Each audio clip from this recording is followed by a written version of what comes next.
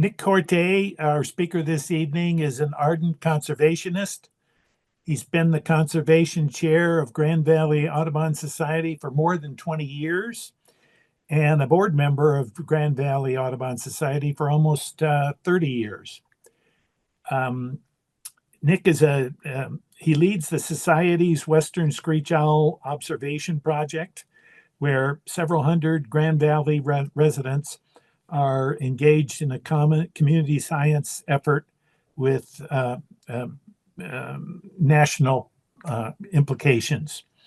In 2015, Nic received the Bird Conservancy of the Rockies Richard G. Levad Award for Distinguished Service to the Ornithological Community. And in 2019, the National Audubon Society granted Nic its William Dutcher Award for Leadership in the Birding Community of Western Colorado. Nic is a geochemist by training, but his passion for birding began when he was working in Arizona after graduate school. He has a particular interest in the tropics, having made more than 30 trips there.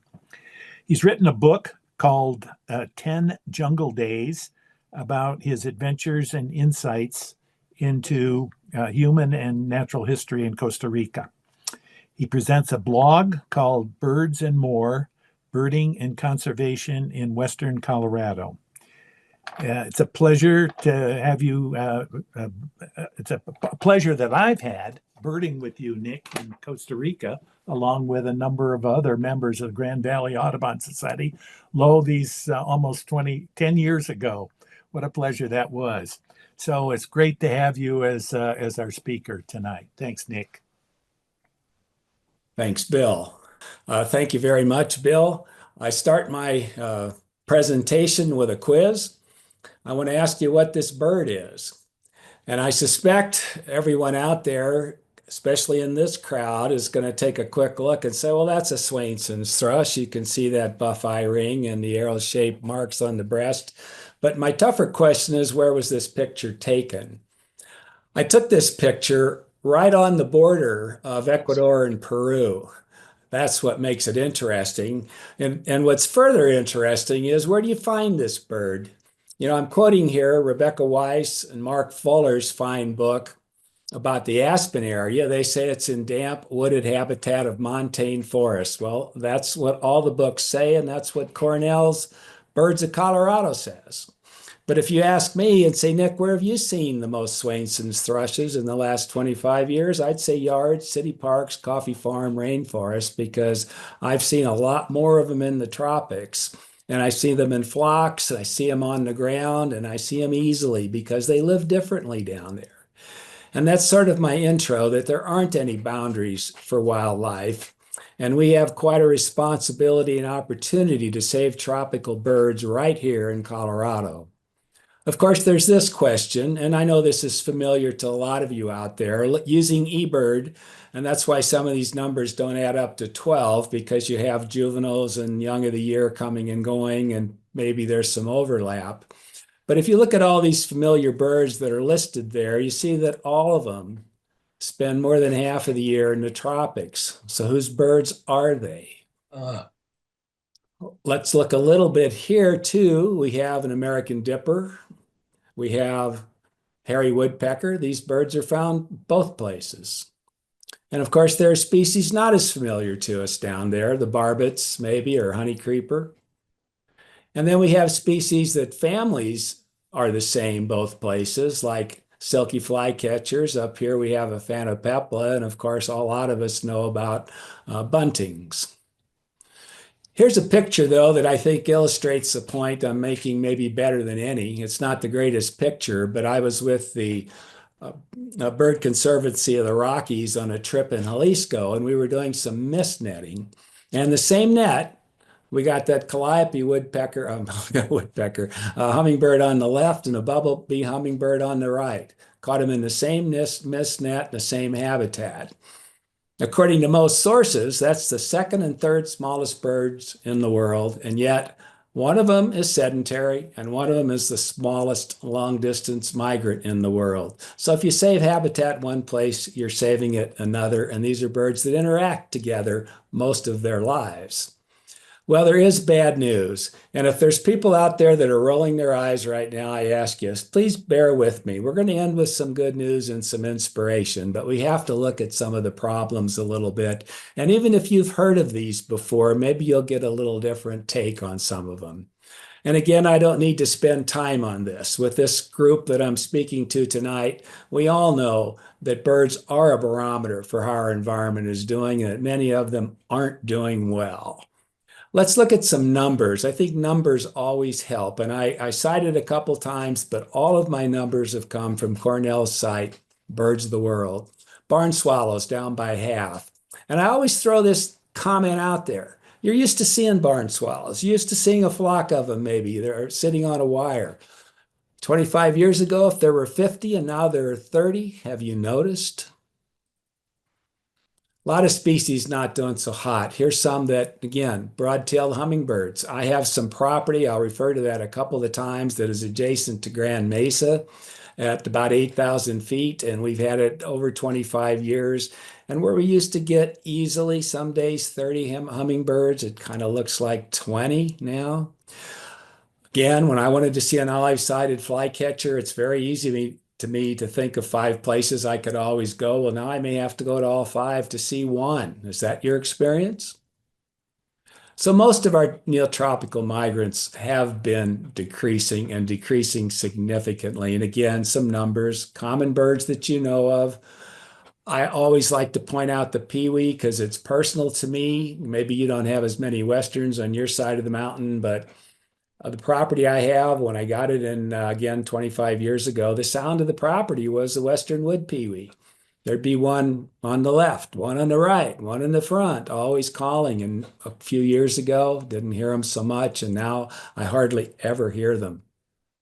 Obvious personal experience makes me passionate about this. Why are populations declining? Well, habitat connectivity, habitat for climate, everything else. I don't have to talk about that. You know about it.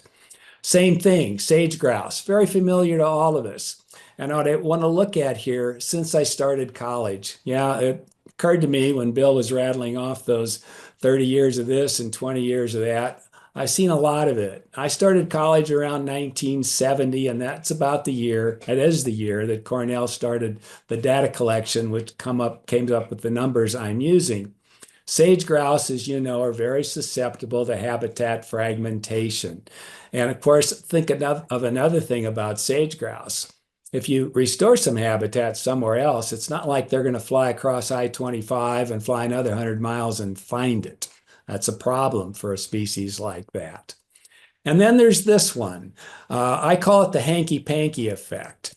And I will make it a quick aside. If you have not read any of the books by the ornithologist Bridget Stuchbury, I very much suggest that you do. Some of them are very easy for you to read and very interesting.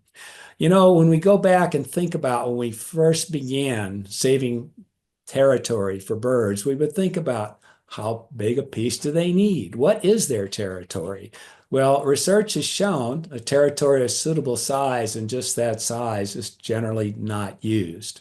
And I remember reading all during that time as well that it was thought to be because of what's so-called edge effects, predation. The birds simply preferred an interior habitat.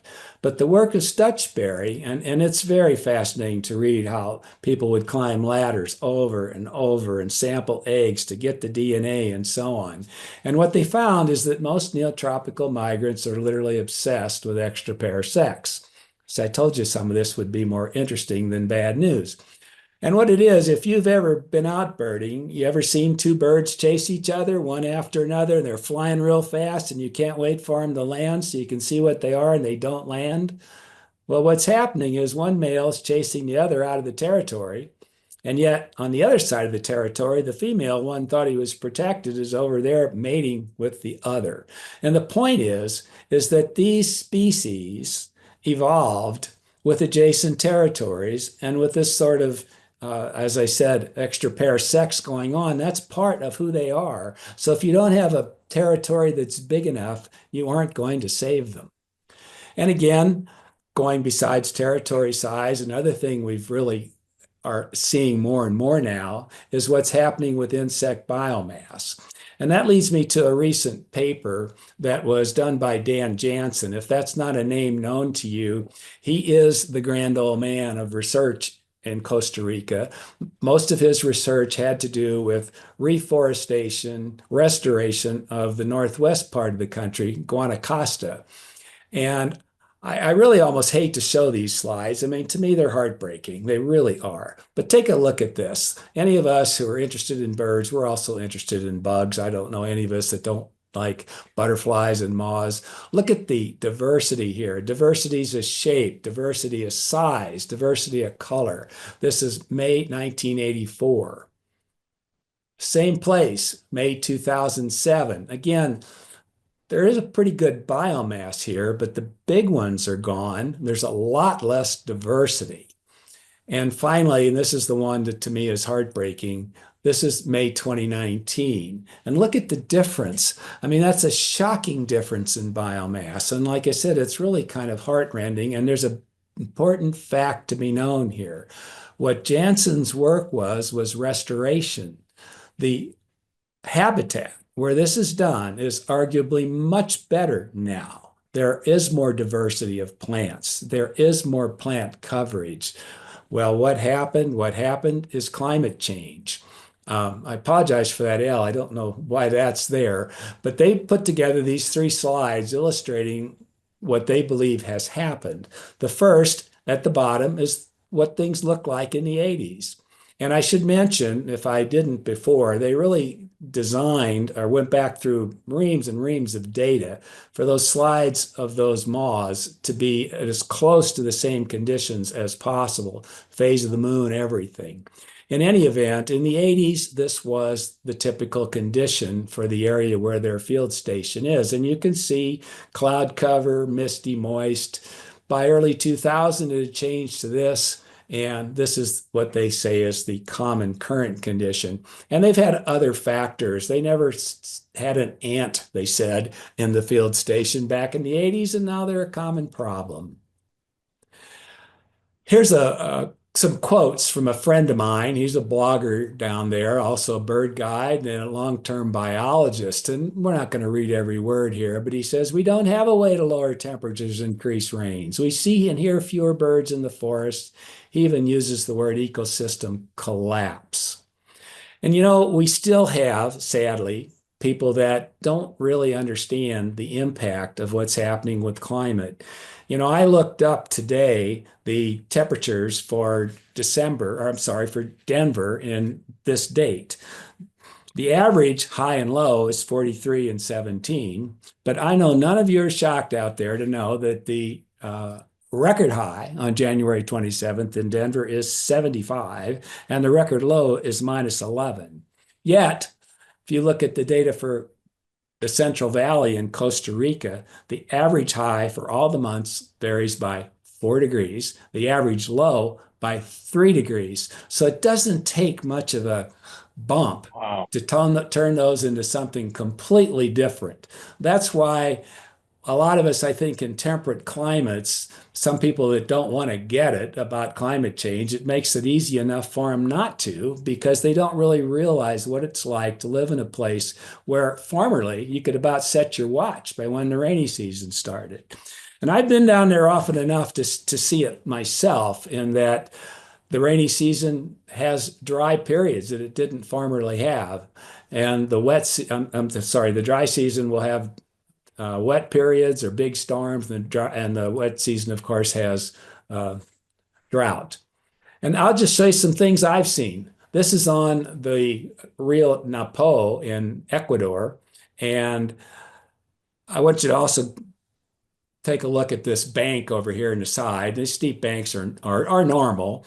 And of course, these streams are accustomed to very large annual changes, but still the lowest mark here is quite a bit above. This is actually about 6 feet above the water.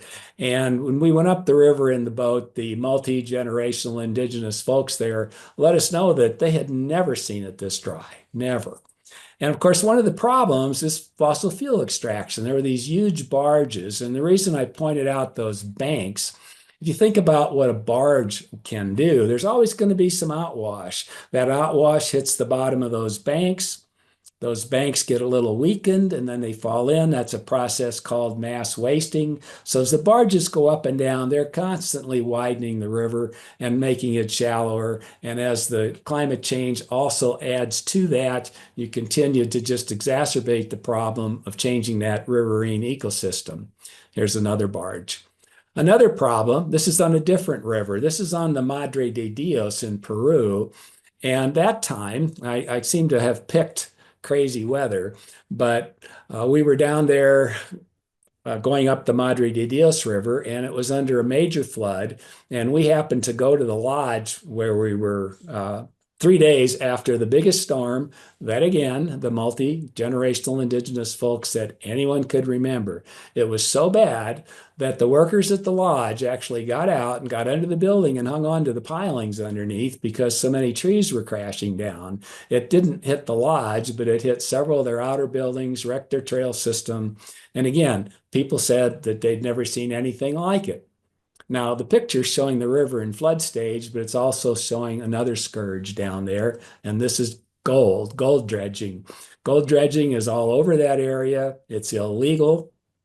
And of course, you know how dredge works. It sucks up the substrate, dumps it back in as mixed up fines. And of course, that's devastating for the stream bottom. Here's another dredge system.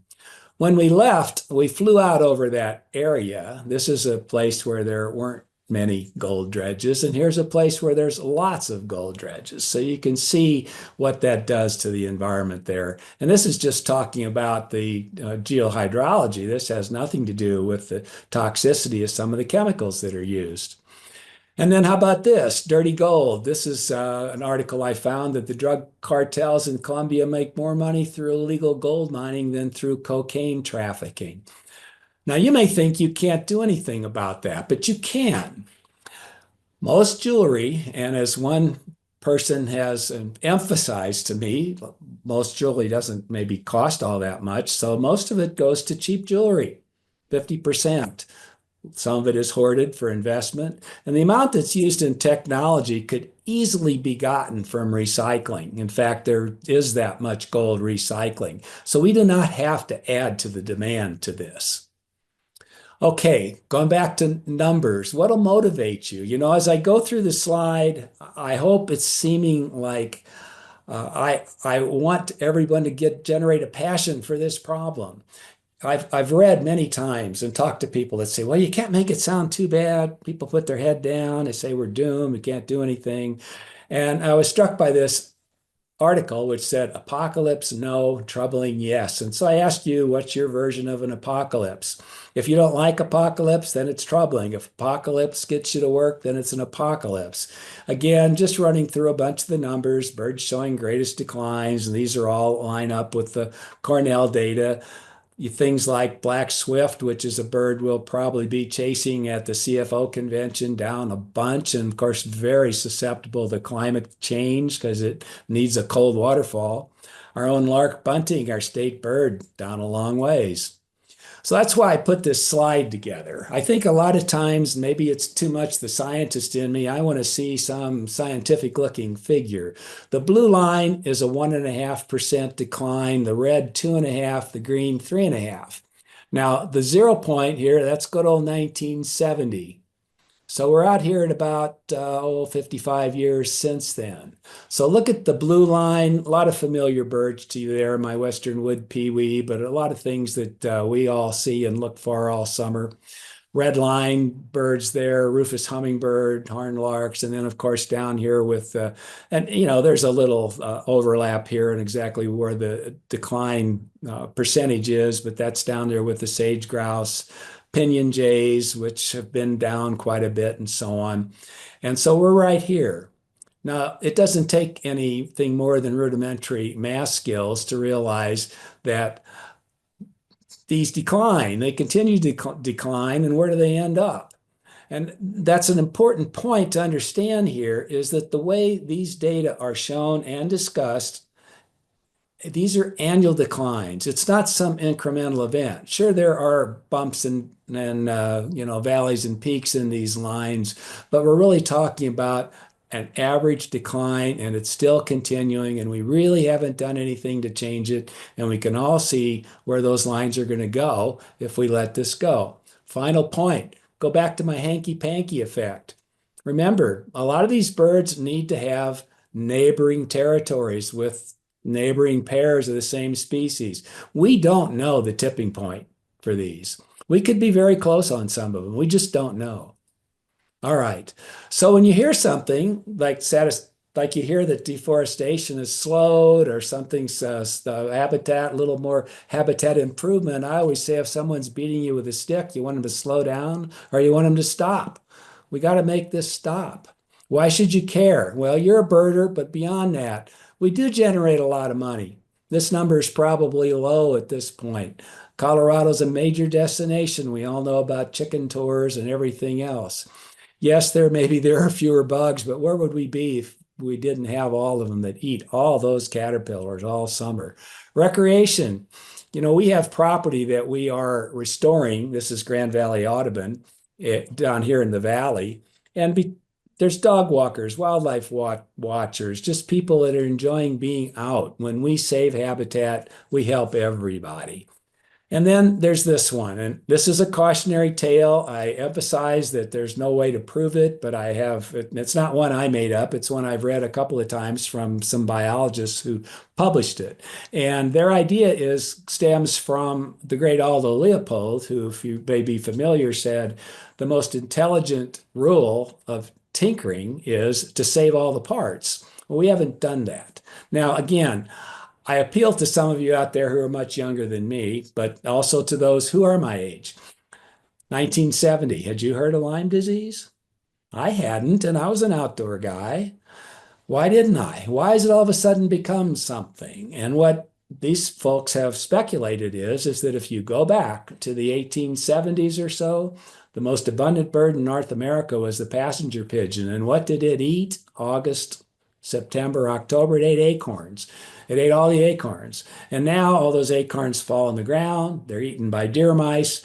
And the suggestion is that the density of deer mice was very much increased by the removal of passenger pigeons. And deer mice are a vector for Lyme disease. And that's at least one reason why it has spread. Again, no way to know. But when we take out a part of the ecosystem, if we let that happen, we don't know what we're going to cause. What can you do? Well, I really want to make everyone do something. One thing I say, visit, boost their economy, comment to tourism officials. And I know there's people out there that are thinking right now, well, what about climate change? And I get it. I regret that. I get on the plane. I know that's a problem, but I've also talked to people that own lodges, that own small resorts or whatever, and they'll tell you, we're close to logging. We don't have people come down here, and it's not a threat. It's just that these are families in some cases, and one place that comes to mind right now, I remember them saying that they practically had a family vote every year. Are we getting enough money on this, or are we going to cut it down? Environmental groups, there are people that do things that I think you can always feel good about if you give them some money. I'll mention a little more about some of these others. You've got to drink only bird-friendly coffee. Pete Mara, who is the head of the Smithsonian Migratory Bird Program for many years, gave a talk here for the Bird Conservancy some years ago, and he said very emphatically, I was surprised how emphatic he was, the single most important thing we can do up here is drink only bird-friendly coffee. So keep that in mind. If there's anybody listening to me and you bring coffee home, it better be bird-friendly. Otherwise, I will have failed. Okay, you don't want that to happen. So there's also chocolate. You can also get chocolate that's bird friendly. Pineapple, I'll talk a little more about that. Palm oil. Whoops, I'm sorry, I got a little ahead of myself. I'm going to back up to that. Palm oil and then local projects, volunteer, vote. These are all things you know, but I'm hoping I can motivate you maybe to do them in a different way or do them with more passion. Okay, Shade Coffee. This is a coffee farm. This happens to be where I get most of my coffee out of Costa Rica. The number of species on that coffee farm is at more than 300. There is a bird guide in the family. That helps. I took this picture of the Lessons Mott there, but the birds that you see the most of in there are North American, what we call our North American warblers. They love these kind of coffee farms. 300 some species in this one. And if you want to know how many birds that you can see in a sun coffee plantation, well, I think you could probably test that out. Maybe June, July, go out east of here and find a soybean field or a cornfield and walk around out there and see how good the birding is. All right, pineapple. This is what it looks like before they plant pineapple in Costa Rica. The ground is denuded, and the next thing is plastic pipe is laid all over it to pump chemicals around so that there can be toxic runoff. I haven't done it recently, but I put together some group trips to Costa Rica, and I think everyone came back swearing off pineapple. And this kind of shows the issue in microcosm. This is in Costa Rica again. It's right near the Panamanian border, and this area had been a wonderful wetland, and it was drained for rice. That's what's being plowed up here, even though that makes birding kind of interesting while they're plowing for rice. So on that flat land, the wetland's been drained. This is a rice field, and of course you can see behind it what looks like a palm monoculture. Indeed it is. It's oil palm. And then here there's some steep slope, and that slope is too steep to log easily or to graze, and so that's the habitat remnant that's left. Oil palm, I have a presentation I do on oil palm, and I have a video that starts like this and just goes on and on and on and just looks like this. This is in Costa Rica. You know, the sites in Asia get the most publicity, but problems in the Americas at a smaller scale, because there's not as much land mass involved, are equally severe. And again, I refer to, I've been going down there since the 80s, and up till 2010, a famous place was El Tigre Marsh, very rare birds found there. But since then, if you go down there now, no one will have ever heard of it because it's been drained and replanted with oil palm. Companies do sign a no deforestation pledge, but they don't sign one about draining wetlands, and they don't sign one about not buying deforested places from third parties. So it's tough, and it is a problem. We can't really avoid palm oil, but we can decrease our usage. And I will emphasize here, I'm one of these people that believe that we all have to do our little things, and I will get back to why I think that will work eventually in this talk. Hundreds of names for palm oil derivatives. I know reading ingredients is a real pain, but you can eventually maybe find some things that will work for you. But if you see palm, palmitate, palm kernel oil, palmate, anything like that, see if you can find another product. There is a website, productswithoutpalmoil.com, and then there are just some varieties and just things you can look at. Ben& Jerry's doesn't use ice cream with palm oil. Many premium ice creams don't use it. Breyers and Dryers don't in many of theirs, but not all. You have to look. All of us being outdoor types, we probably have our favorite kind of energy bars. Nature Valley Crunchy Granola are okay. Lara bars, Kind bars. Some have palm oil, some don't. Take a look. Sadly, palm oil ingredients are likely in every beauty product, but I just say be natural. There are certifications for palm oil free. They're not widely seen, but if you see this, of course, you know you're in good shape.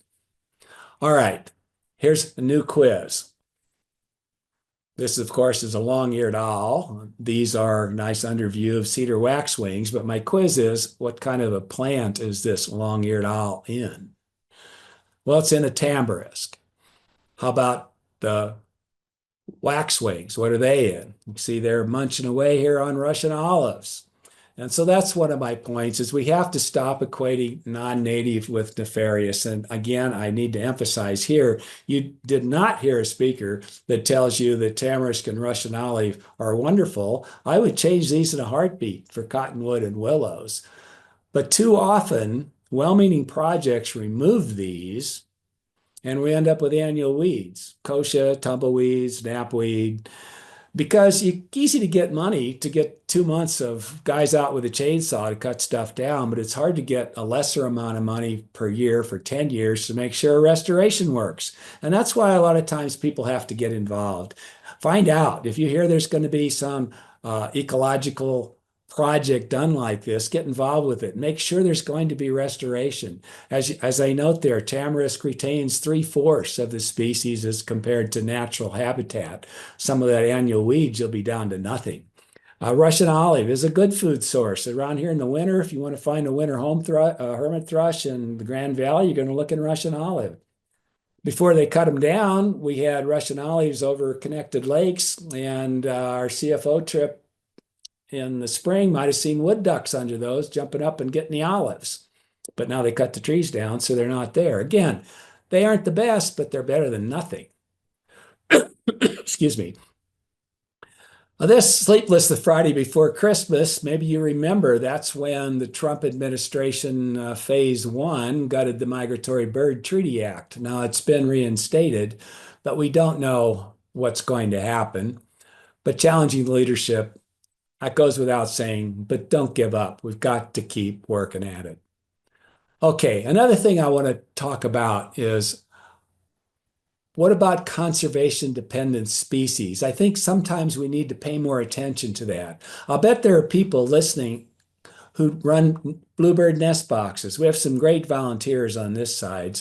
Without volunteers with nest box routes, they'd be in serious decline. How many of you have gone to Michigan to see a Kirtland's warbler, or maybe to Texas to see a black-capped vireo or golden cheek warbler? They've been taken off the endangered species list, and I kind of not so sure that's a great idea because they're still dependent on some political entity putting a line item in the budget to pay people to trap cowbirds. That's still going to continue, or if we stop doing it, those birds will end up being gone. I myself have a big Box project where I believe we've still kept a decent population here while we've probably lost 50% of it. But raptor platforms, beach closures, these things are important. Conservation dependence is okay, but we need to understand when it's happening. Finally, okay, you can breathe a sigh of relief. He's going to tell us some good news. This is scarlet macaw. And the first ones I saw were in the 80s in Costa Rica. And when I would talk to people about them later, I said, well, here's another example of living dead. You may know these live for decades. They have slow reproduction. At that time, there were only a couple of remnant populations. But the country decided that's bad. We can't lose those. And so they really cracked down on the illegal bird trade, captivity of people selling them.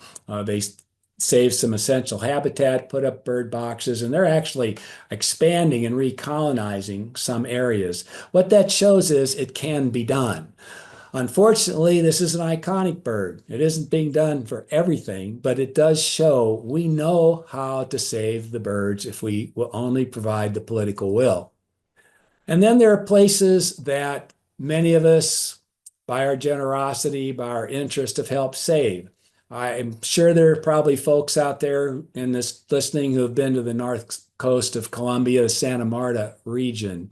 The journal Science, which is important to me and my professional practice, named this area the most irreplaceable site on Earth of all protected areas worldwide. Now, I bet that surprises you. I bet if you had been asked which is the most important, you might have said Galapagos, someplace in Asia or Africa. Well, this is sort of a Galapagos in that the north shore of Colombia is separated by mountains from plains and more mountains. And so the birds there have a very, very high level of endemism. On the left here, Santa Marta parakeets, and this was really one of my most exciting bird sightings. Of course, they are known to be there. We'd gotten up at 4 o'clock in the morning. We'd driven up on this ridge, and we were coached that maybe we'd see 2 or 4 fly over and what to look for as we had a few seconds to spot them.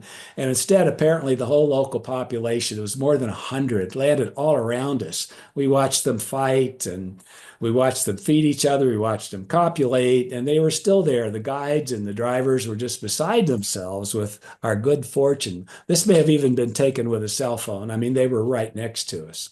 Santa Marta parakeet, there's a Santa Marta brushfinch. I think you're getting the idea. Right now, there are over 20 endemics, and there are some biologists who believe there may be 60 endemics in this area alone. But what was the most abundant bird as far as being on every checklist? Canada warbler. Back to my old comment. We can't save a tropical bird without saving our own birds. We can't save our own birds without saving a tropical bird. Okay, and the islands of habitat. This is an island where the Canada warbler is, and it's going to need another island somewhere further north till it gets all the way back to where it breeds. So we need to save all those pieces to save the tropics and to save our own birds. All right, another side effect of saving some of those places in the tropics. This is again from the trip I did to Jalisco with the Bird Conservancy. I showed us a plant there called teosinte, which is apparently the progenitor of all corn. And they didn't know it was there. They didn't know that was the genetic history of the plant either. But then they found that when they'd saved the birds, they found this plant, and it's only found now in a couple of places that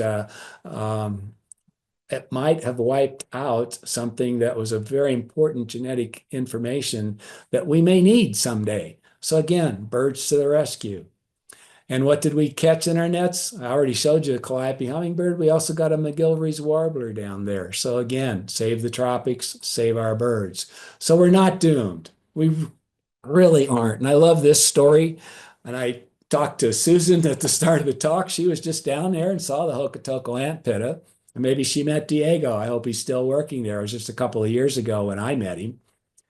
The Hokotoco ant pitta was discovered in 1997. And it was realized right away that there weren't very many. I believe the current estimate is 600 to 1,000. And that also that the habitat where it was found was not only a remnant, but that it was going fast. So the word went out, we got to save this bird. We need money. And generous people provided money to the Hokotoco Foundation. I know it has protected more land recently, so these numbers are probably a little short, but it now has this foundation of 15 reserves. I went to a couple of them down there, this being the most famous and the most interesting. But again, without this bird having been discovered, this picture on the left is probably what would have happened to that habitat. If you drive around southern Ecuador, you'll be shocked. It's denuded, landslides, it's awful. But then you get into some of those preserves and you get this, you can hardly take a picture of them because they're so lush and green and beautiful. And we don't know what all we've saved in there besides that bird, that special bird for us. But it was right near here where I took that picture of the Swainson's thrush that I started to talk with. You want Swainson's thrushes, you're going to save the Hokotoco ant pitta. Now, a little more with my story. Diego was our guide, or my guide, for a couple of days down there. And he said, well, after we had seen a lot of the birds on the reserve, why not go down valley? And it turned out that the little place we went to was his hometown. And there's an archaeological site, which is the birthplace of cacao. Great place for us chocophiles. And here we are walking by it. I apologize, my pictures aren't as good here. I didn't really realize how I would end up using them at the time. But anyway, here's Diego, and we're walking down toward the river and getting a little closer, and you see this pavilion down by the river. I'm going to back up 1 second again, and what you see here, there's this archaeological site, and everything off to what would be Diego's left behind us is agriculture. Everything down there was planted except steep slopes like this, which had natural habitat, good birding, and down there's the river. And so you get a little closer to this pavilion, And what you see is those look like birds. Yes, it's still not a great picture, but those are birds. And now let's think about Diego for a second. I don't know this to be exactly true, but at his age and the time he told me he had worked at the reserve, I suspect that about the time he got the age he needed a job, his typical choices would have been, can I find my own little plot to have subsistence agriculture, or do I have to go to Quito and be a taxi driver? But there became a third option because of the work that was being done there by the Hokutoco Foundation. He became one of their rangers. He works on their trails. He works on their buildings. He also was smart enough to realize, hey, there's all these birders coming down here, and he learned the birds. He doesn't speak English. Luckily, I have enough Spanish that I could work with him great. He's a great guy.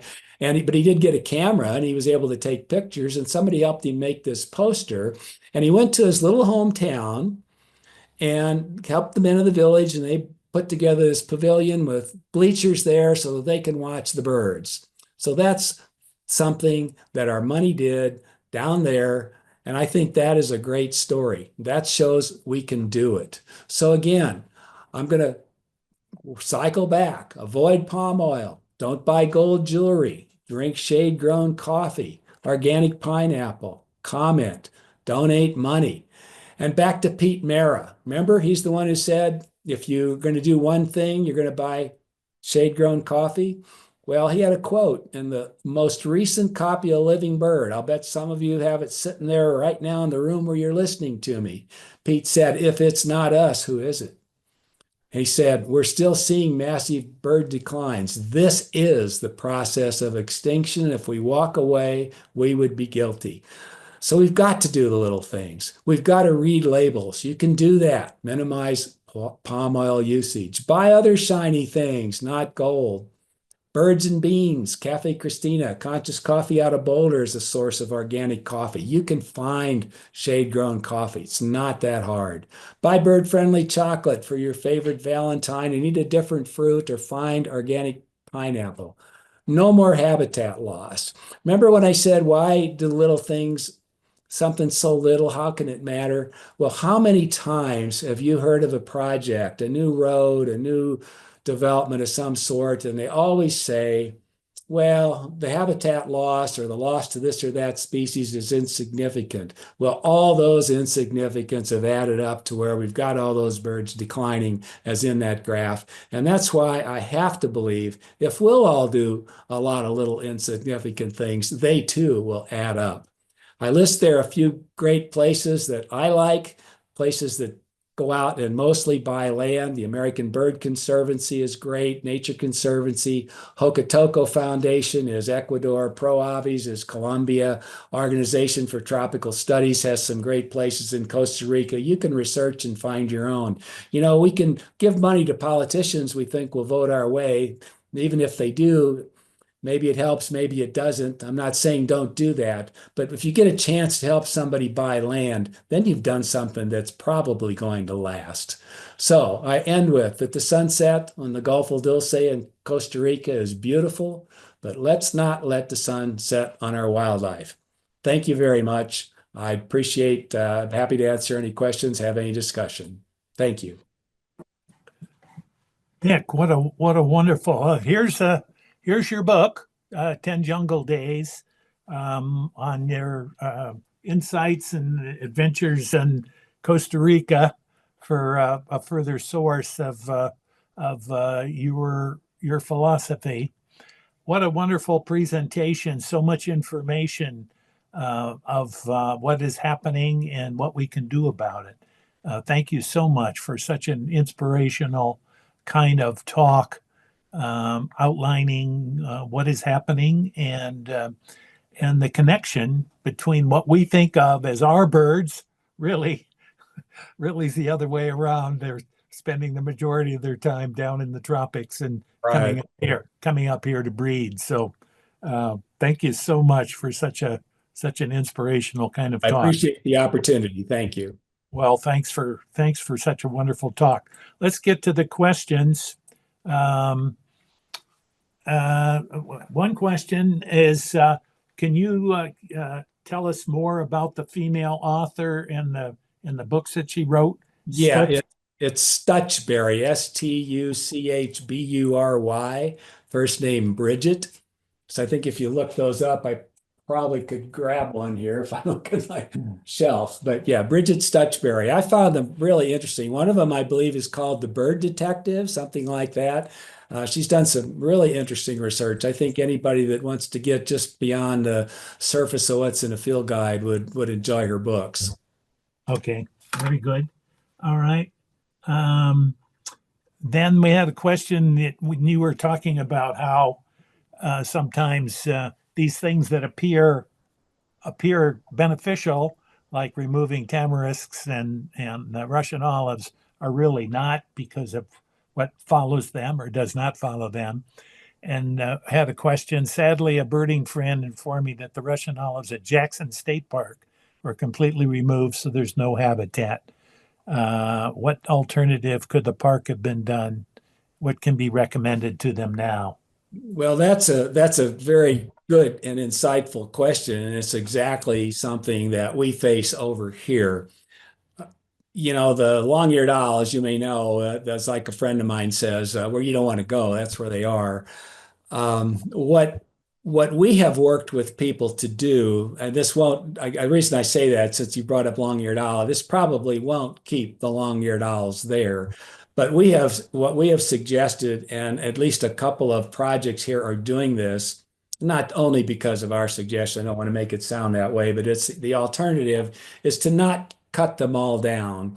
You leave a lot of good sized ones, you leave some structure, and that way you still have habitat. And then the restoration, the things you're planting, in some cases can even be helped by the shade of the ones you remove. And then as your restoration vegetation grows, then you take out the rest of the Russian olives. As you're probably aware, it's really difficult to do it. You're not going to go down and cut them all down and not have them grow back. You don't go back year after year after year. So what you do is you take out some, you plant your new plants, and then as you keep fostering the new vegetation, as it starts to take over, then you take out the rest of the Russian olive. But they just went down and cut them all down, and now, I mean, then you've got no habitat. But even my suggestion of doing it little by little probably won't maintain a long-eared owl. Okay. It's an issue. Okay.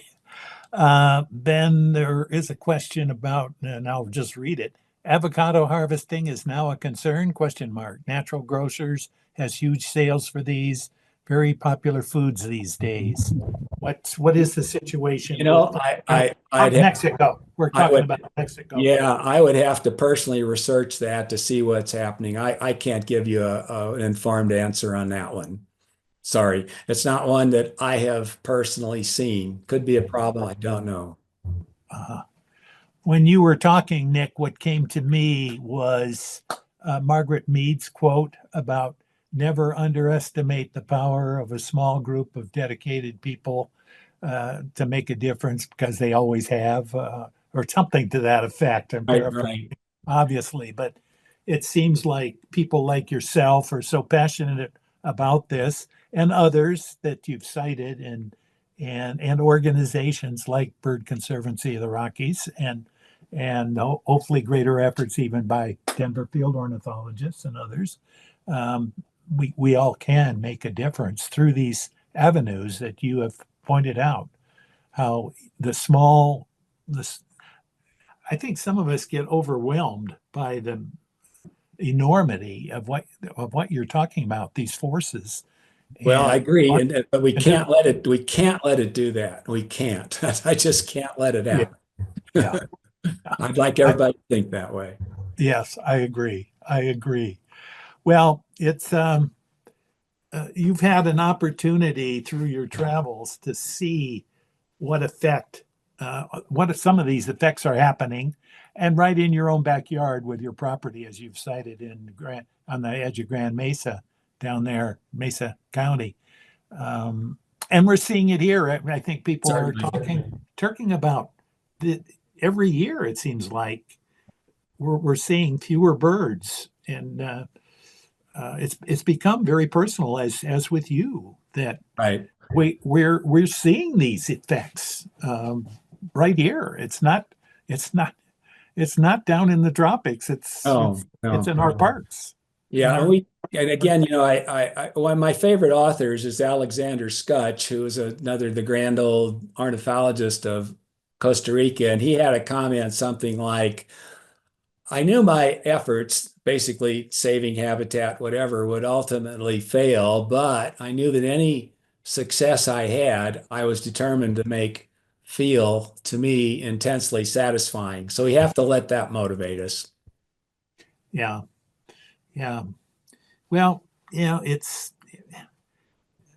a challenge to motivate people among all the concerns that are going on these days of um, how to motivate people um, to get involved and put this in some order of their priority where they're going to make a difference. And it's really tough. Mm. Um, I know, I know, and a lot of people think that all we are concerned about is birds and that we're not. Well, how about all the people that are suffering from Right. climate change? And we see it on the news all the time. I mean, what more do we need to alert us? Right. Um, but on the other hand, there's so many of us that are interested in birds. I mean, the surveys that have been done, we're talking about millions of people when we include people that have bird feeders in their yards or are just interested in a more casual way than some of us. Mhm. And maybe that's a motivating factor, sad as it might be, that people be more concerned about losing a bird than villages and the suffering that are going on in the Arctic or Pacific Islands where Yeah. the sea level is displacing people. I mean, that's a sad commentary. Yeah, All connected. yeah. Well, thank you again, Nick. Wonderful talk. Is there a way? Oh, I think we will be actually recording this, and so it will be on our archives within the next day or two. So people that you put out so much information, people can tune in to our website, dfobirds.org, very shortly, and they'll be able to see and go over and listen again to all that you have presented us with. I'm sure I'd be happy to communicate with anybody. My email is also like on the Audubon Grand Valley website, so on. Yeah. Well, thanks again so much. What a wonderful message, and what a wonderful messenger you are. Thanks You very are a much for having wonderful, me. you are a wonderful messenger, Nick, and we really appreciate it. It was a very inspiring presentation, and I think the big takeaway for me is we may just be individual people, but if we can each do something small and something meaningful, it will grow. It will have an impact. And I know a lot of people within DFO are doing a lot to change their own personal habitat to be more friendly to birds, to bees, to insects, as well as buying bird-friendly coffee. But that we can all do more. We can all do more, and it Right. doesn't have to be something huge. Little things can make a difference. I So believe it. Thank you. thank you so much.